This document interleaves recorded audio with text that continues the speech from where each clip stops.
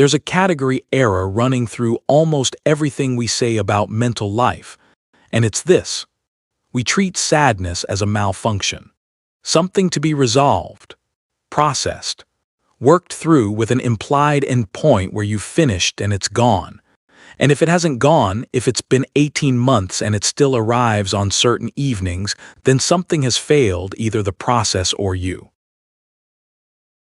The tradition I've been drawing on this series would find that assumption strange, because it had a whole category we've lost.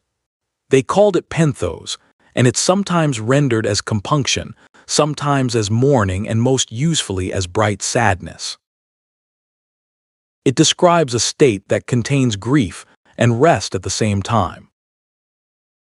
Not alternating, simultaneous, sorrow and stillness in the same person in the same hour, neither canceling the other, and crucially the whole thing understood as good.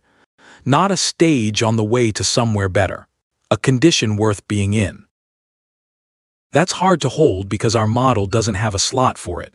We can imagine sad and then later peaceful. We struggle with sad and peaceful together, but you've probably been there. Think of the moment a while after a loss when the acute phase has passed, not the wreckage later. There's an evening when the person comes to mind and it hurts properly, and you notice you're not trying to get away from it. You're just sitting with it.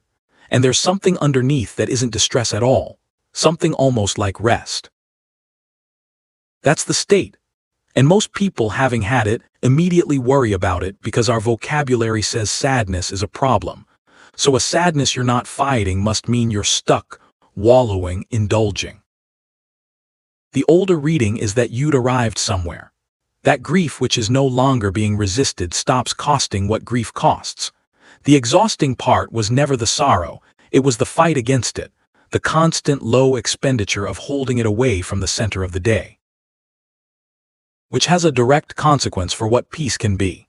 If peace means the absence of pain, then anyone carrying something permanent, a loss that doesn't have a solution, a diagnosis, an estrangement that won't be repaired, a life that went away it wasn't meant to, is disqualified. Permanently. They can never be at peace by definition because the thing isn't going anywhere. That's a cruel definition, and it's also just wrong, because those people are frequently the calmest you'll ever meet. They're not calm because they resolved it.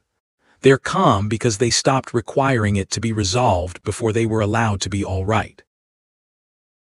So if you're carrying something that isn't going to lift, you haven't failed at peace.